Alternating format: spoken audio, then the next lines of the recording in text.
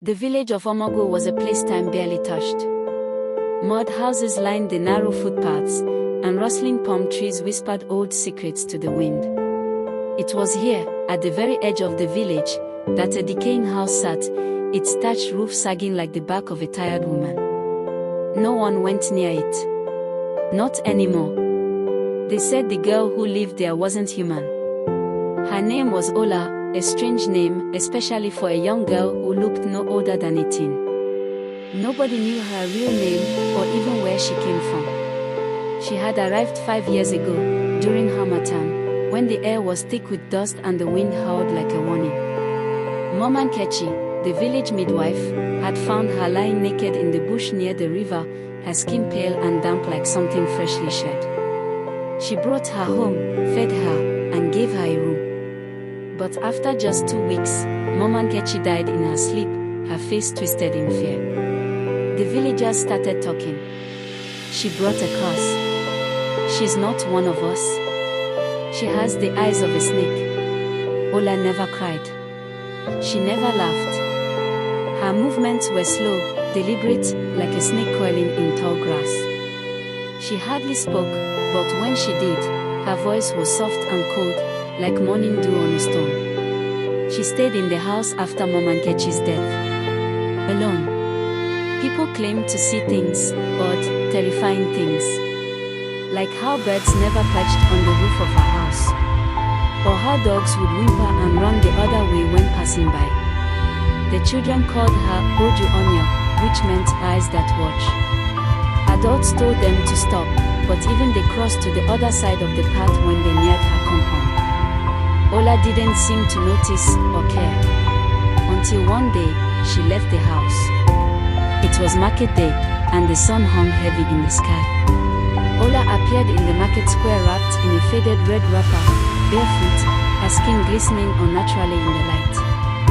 She walked between stalls without touching anything, without buying or saying a word. Every eye was on her. The air felt wrong. Even the flies kept away. Then she stopped in front of a stall where a boy named Chibik was selling smoked fish. He was 17, strong, and fearless, or so he believed. Ode looked at him with her yellow-flecked eyes, and the boy froze. "You smell like river salt," she whispered. Chibik didn't understand, but he couldn't move. Her eyes held him there, rooted like a tree. Then she smiled, barely, and walked away. That night, Chibik didn't come home. They searched for him all through the forest. By morning, they found his body near the river, half submerged and stiff. There were no wounds. No bruises.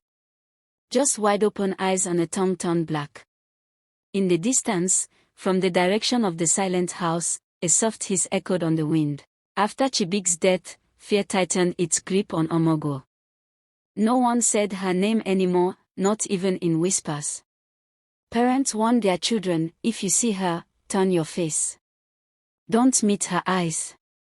But curiosity is a powerful thing, and so is teenage pride. One evening, Edeora, a bold girl known for her sharp tongue, stood outside Ola's compound, daring herself to knock. Her friends watched from a distance, half hiding behind bushes. She knocked 3 times. No answer. Just when she turned to laugh, the door creaked open on its own. Inside, it was dark. Still. Too still. Edeora squinted into the shadows and saw her, Ola, sitting silently on the floor, her back straight, her eyes glowing faintly like coals. "You think I'm afraid of you?" Edeora challenged. Ola didn't reply. She just raised her hand slowly and pointed at Adora's chest. A burning sensation spread across Adora's skin. She screamed and fled, tearing her blouse as she ran. When her friends caught her, they gasped. On her chest was a fresh, raised scar in the shape of a coiled snake. By morning, Edora couldn't speak. Her tongue had turned dry and split down the middle. Something odd, and dangerous, was awakening in the girl they called Ola. After Adora's affliction, the village had had enough. The elders called an emergency meeting under the Iroko tree. Lanterns flickered, casting long shadows on the ground. Old women wept softly, hunters sharpened their machetes. "We must send her back to wherever she came from," Elder Obika declared. But no one knew where that was. Instead, they decided to end it. At midnight, 12 men would march to Ola's house with fire, iron, and native charms.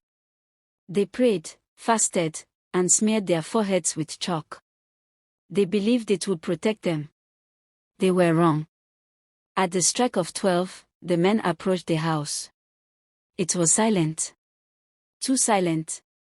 Even the crickets had fled. Elder Obika raised his machete and shouted, "Come out, demon." The door creaked open. But what stepped out was not fully human.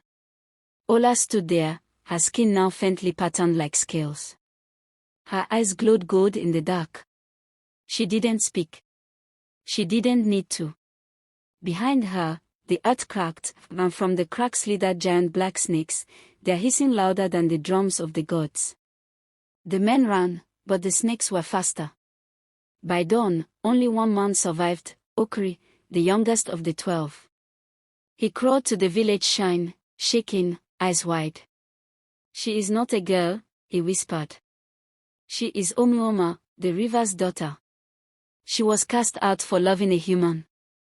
Now she has returned." That evening, as rain poured and lightning danced over the hills, the river behind Ola's house rose unnaturally high, swallowing her compound whole. When the storm cleared, the house was gone. No debris.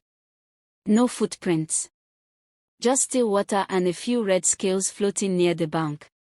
Ola had returned to where she came from. But sometimes, when the wind is quiet and the moon is full, the villagers say they hear soft hissing near the river. And they remember. Because the river never forgets.